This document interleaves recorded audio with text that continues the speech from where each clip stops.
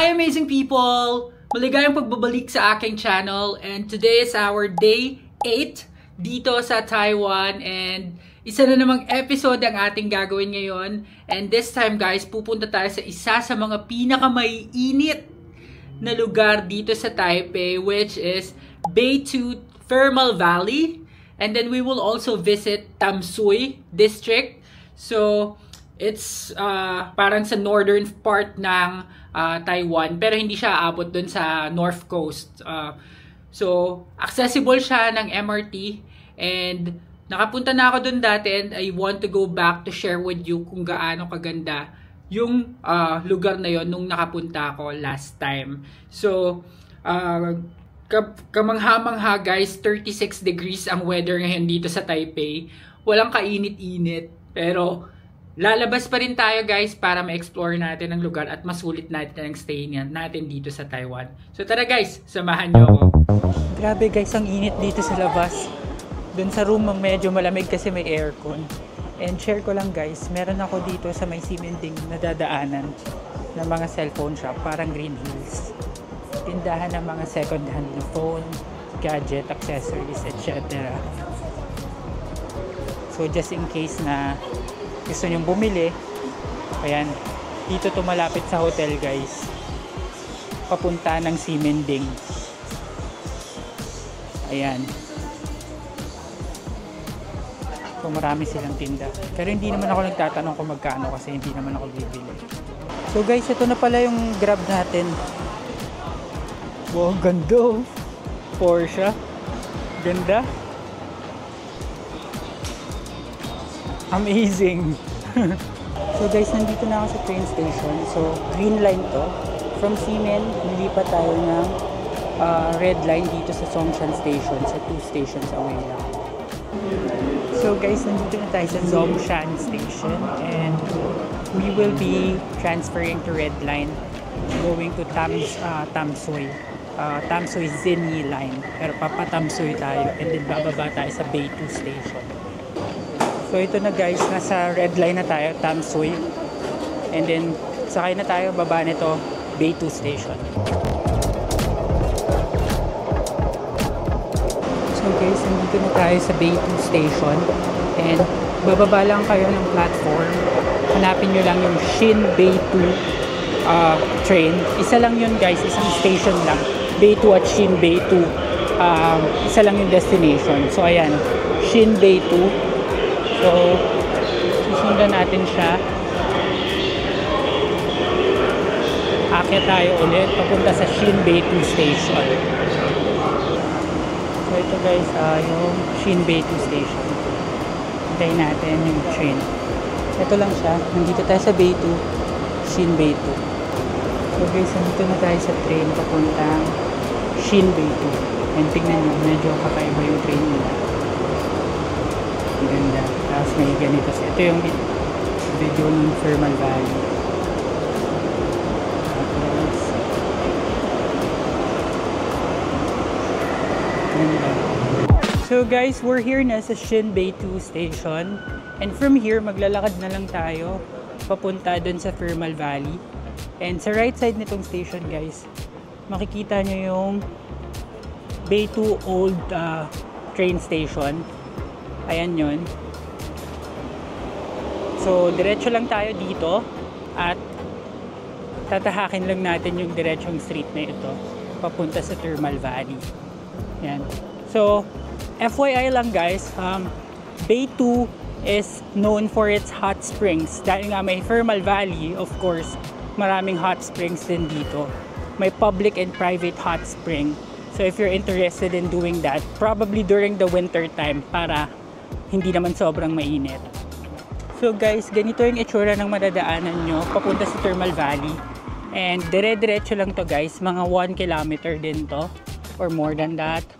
And then on this side guys, sa right side, makikita ninyo etong Beitou Museum. Ayan, museum yan guys, and library, parang ganun. Ito, yan ang mas clearer view. Pero dediretso pa rin kayo guys papunta doon sa Thermal Valley. Guys, correction pala, hindi pala yun yung museum. That's Taipei Public Library. Ito tong building na to, Taipei Public Library. Tapos diretso yung Thermal Valley tsaka yung museum. So, iwas ligaw dito guys kasi meron naman mga directions para hindi tayo maligaw. And pwede rin kayo mag-Google Maps para mas ma-access ninyo yung walking directions. So guys, ito yung sinasabi ko sa inyo, isa sa mga hot spring resorts dito na public. So pwede kayo mag-swimming dyan, pero hindi na tayo papasok kasi swimming, hindi naman tayo mag-hot spring. Dire-diretso pa rin tayo guys, nakalagay doon sa sign 400 meters away from Thermal Valley. So maganda kayo kasi medyo lakaran talaga to, tapos nakakadagdag pa sa level of difficulty ng paglalakad yung init. So pag nakita nyo na itong High Life na convenience store at itong area ito, kakaliwa na tayo guys, dito yung papunta sa Thermal Valley sa left side. Yan, so tawid tayo guys, and then dire-diretso lang ulit. So makikita nyo dito guys, may mga tindahan na nagtitinda ng parang egg, tapos may ice cream. Kala ko yung ice cream yung sa atin yung ice ba yun. Tapos dito sa right side may hotel. And then, ito yung entrance. Nakalagay dito, Taipei Beitou Geothermal Valley. So, dyan tayo papasok. So guys, sa entrance na to guys, makikita nyo meron itong tubig nito. Galing yan mismo sa valley. And some, pinanghugas to ng kamay. So, try din natin. So, susubukan lang natin to guys. Mainit. Mainit siya. Pero masarap sa kamay. Masarap. Mainit lang talaga guys kasi nagaling sa Thermal Valley. So welcome sa Beitou Geothermal Valley. And then dito sa right side niya guys, merong parang souvenir shop and coffee shop. Yan, pwede kayong magkape. And then dito tayo pupunta sa baba. Baba muna tayo tapos paikot. So, dito guys, wala masyadong ganap pa. Pero medyo mainit na yung medyo mainit na yung simoy ng hangin dahil dun sa valley. And, lang guys, FYI lang ulit. This geothermal valley is closed on every Mondays. So, wala siya pag Mondays. So, tignan nyo guys, ang geothermal valley. Hindi ko alam kung nakikita sa video pero may usok-usok pa yan. So, nung unang beses na pumunta ako dito, sobrang kapal ng usok niya. Ngayon, hindi masyado. So, ito daw ay Trail of Divine Springs. Itong pathway nila. And, ikutin natin siya at maghahanap tayo ng mga spots na pwede tayo mag-take ng pictures. Ipopost ko na lang din dito yung mga pictures ko the first time I went here para makita nyo yung difference. So ngayon ay maglalakad-lakad na tayo dito sa Thermal Valley. And free entrance dito guys, wala kayong babayaran. Pupuntahan nyo lang talaga at dadayuhin nyo lang talaga para makita nyo ang ganda nitong Beitou Geothermal Valley. So guys, andito na tayo sa kabilang side ng Geothermal Valley. And ito siya. Very calm yung water niya ngayon. Pero kung makikita nyo, may mga usok-usok pa rin. And masaya lang mag-chill dito. Medyo mainit lang yung mist ng hangin dahil nga sa valley. Pero malilim naman dito sa kabilang side. So guys, naka-base daw pala sa hangin yung usok nito. So mas malakas yung hangin, mas mausok. And since hindi masyadong mahangin ngayon dahil summer, it's the reason why very calm lang yung tubig niya. Pero sobrang mainit pa rin yung breeze. So last look guys sa Geothermal Valley. And syempre, hindi natin palalampasin ang opportunity na makapag-picture-picture.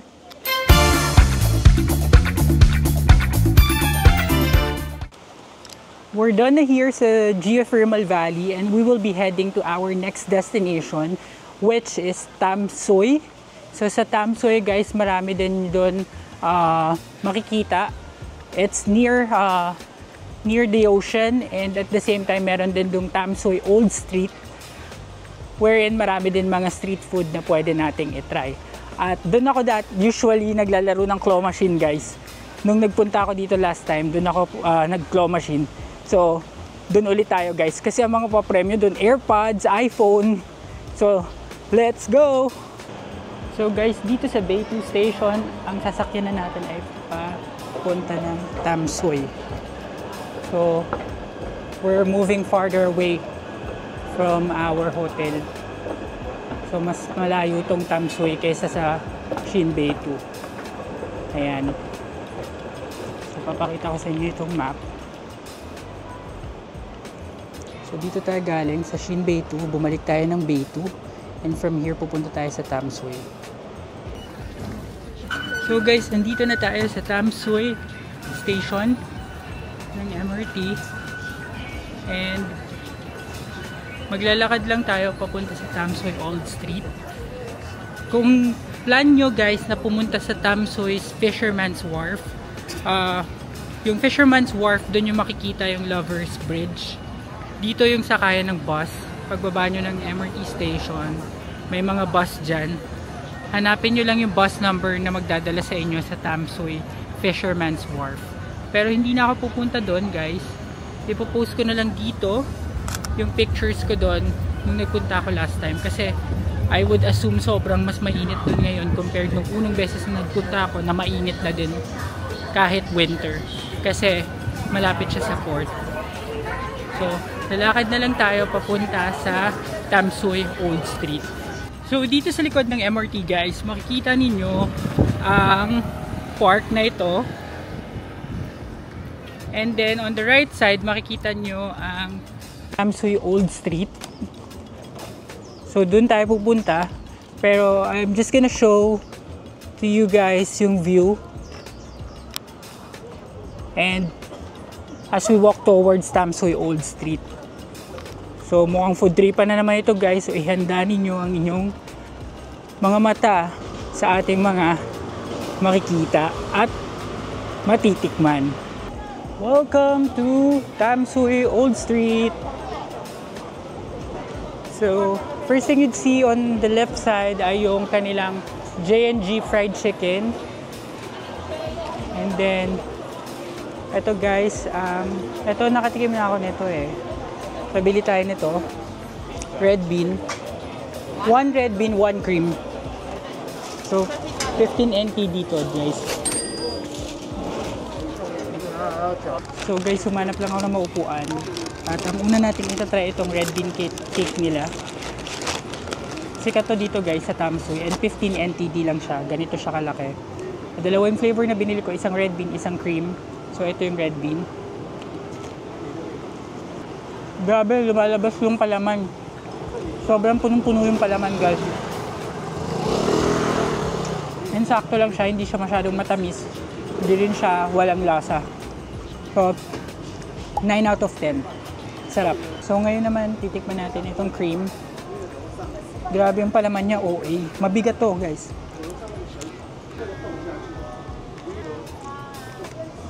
Yung cream okay lang, medyo matabang. Pero pwede na rin. Yung red bean mas masarap kasi yun yung specialty nila. So again, 15 NTD lang. Mura na to and nakakabusog. So let's look for another thing to try or a drink perhaps. So makikita nyo guys, dito may mga claw machines. Ayan yung mga claw machines dito sa Tamsoy. And then, so panay claw machine. Sana meron tayong mahanap na inumin na uhaw na ako. Dito may mga accessories. Ito is fish cake. Ayan yung mga inumin nila guys. Pero gusto ko naman iba.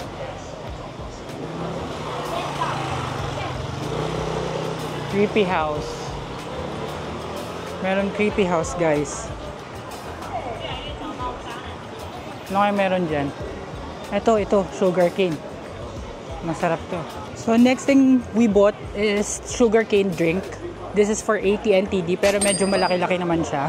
So, tatry natin to. Parang may gagamba sa likod ko. Buksan ko muna. So, ito na. Tatry ko na to, guys. Sarap talaga. Sugar cane at lemon. Ang sarap. Pawi ang uhaw nyo. Pangalawang beses ko na to na-try. Sarap. So, guys, meron din ditong souvenir shop. Yan. Tindahan ng mga souvenir. Itong ganitong keychain ay 100 NTD. Tapos itong milk tea is 60 isa, 5 plus 1. Meron din sila nitong chiffon lantern na Hello Kitty at may light daw ito. This is 200 NTD. Mahal. So ito ang mga iba pang nabibili dito. Milk tea, taiyaki, tapos ito mga rice cake. Tapos dito guys may hot dog. So, diretso tayo ng konti. Ito may tindahan din dito ng mga food souvenirs. Ayan. So dito, yung mga nougat, 1 box for 100 NTD. Tapos may tindahan ng shoes, oh.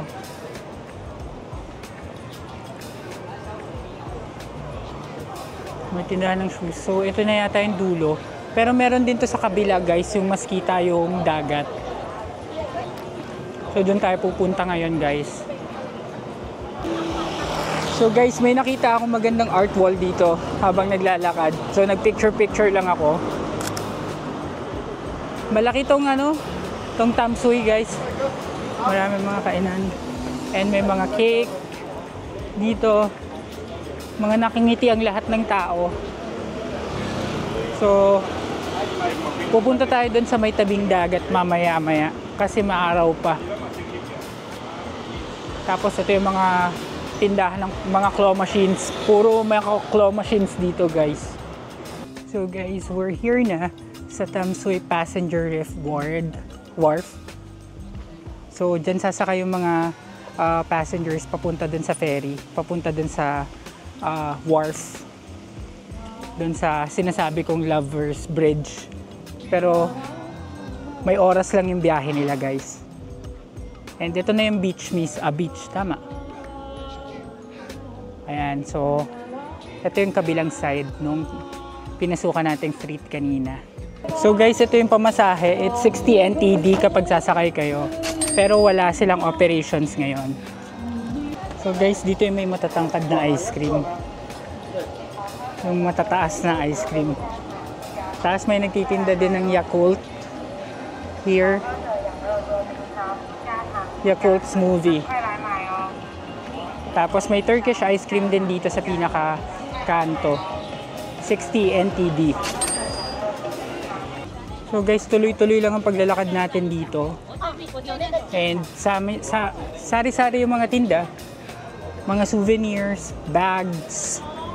Tapos may food din. Tapos dito sa may bayside, merong nagkakarikature or nagdodrawing for 200. I-sketch ka nila. 200 NTD. Tapos ito may mga tindang, mga sandok-sandok. Ayan.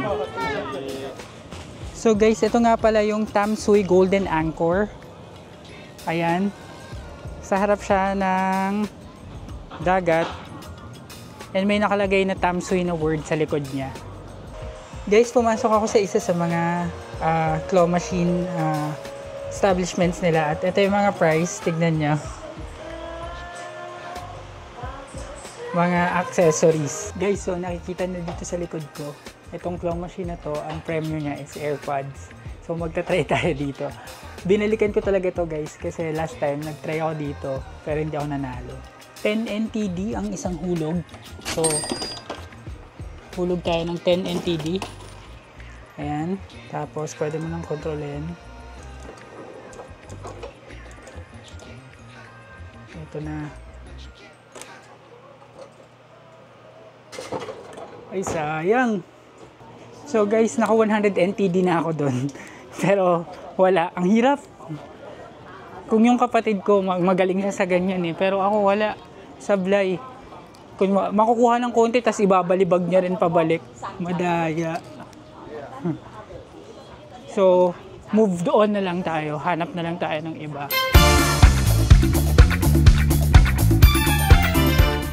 So, pa-sunset na guys. Aalis na tayo dito sa Tamsui. At babalik na tayo sa MRT kasi medyo mahaba-habang biyahe ulit pabalik sa Kabiasnan dahil dulong station at dulong lugar itong Tamsui. So let's go! So guys, nandito na ako sa Tamsui train MRT station and bababa tayo sa Taipei Main Station para sa last destination natin guys. And from Taipei Main Station, mag-transfer tayo ng Blue Line papunta sa Taipei City Hall. Pupuntahan natin yung Instagrammable spot na makikita mo yung dalawang spots in one picture. So abangan nyo. So I'm here na sa Taipei Main Station but unfortunately guys, madilim na sa labas. So hindi na natin din may enjoy yung view dun sa pupuntahan natin kung tutuloy man tayo. So what I'm gonna do instead is to head back to Ximending and then we will try the braised pork rice doon sa Xingfutang para makita nyo and magkaroon kayo ng idea sa magiging experience natin doon sa food sa Xingfutang. So doon na tayo. So guys, welcome back sa Ximending and now we're walking towards Xingfutang. Hindi doon sa milk tea guys, pero doon sa restaurant. Tatry natin yung food nila. So guys, sa labas tayo. Palang order ka na. Ayan. So, order tayo nitong xiaolongbao. Tapos yung braised pork rice. Tapos drink. So guys, ganito paggawa nila ng xiaolongbao. Yan. So akyat tayo sa taas. Dito tayo sa taas kakain. So guys, dumating na yung order natin. So ang in-order ko ay pork braised pork rice. And then itong boba xiaolongbao. And then soda drink. Great. So tikman natin itong kanilang pork rice. This is 120 NTD guys. Itong pork rice nila and maraming serving na siya. Okay. Sarap talaga nito guys, malambot. Hindi mo mararamdaman na may meat kasi sobrang lambot niya. Tapos malasang. So ngayon naman tatry natin itong xiaolongbao. 6 pieces ito. It's also 120 NTD. Let's see.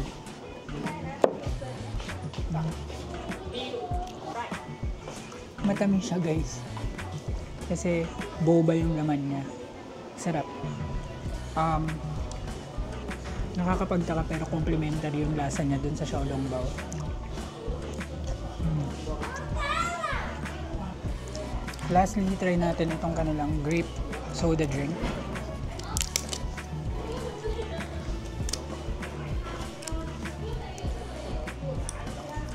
Ano ba to? Wala pa pala.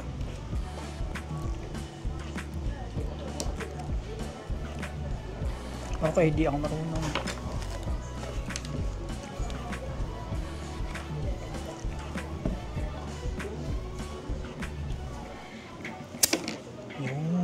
Uy. Natapon. Ito na.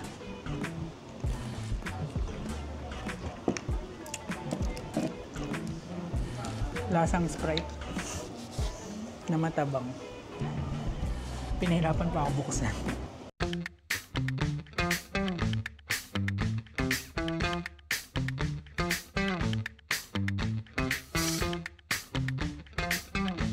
So guys, lumabas na ako sa Xingfutang. Tapos na ako kumain. Hindi ko naubos yung xiaolongbao na may boba sa loob. Kasi medyo nakakaumay pala siya dahil marami. So tinake out ko na lang. Pero overall, okay naman yung food sa kanila. Medyo na-justify naman yung price. And masaya naman ako na naka-experience tayo ng Xingfutang. So, having that said, guys, I will end this vlog now. Thank you so much for watching and thank you for supporting. And I just saw, guys, that we are now at 2,000 subscribers. So thank you so much po sa inyong lahat na sumusuporta dito sa YouTube channel natin, AJTV Amazing Travels. And if you like this video, please give it a thumbs up, hit the notification bell, subscribe to my channel, and comment down below kung ano yung mga experiences na gusto nyo ring maranasan or any feedback will do. Thank you so much. Bye!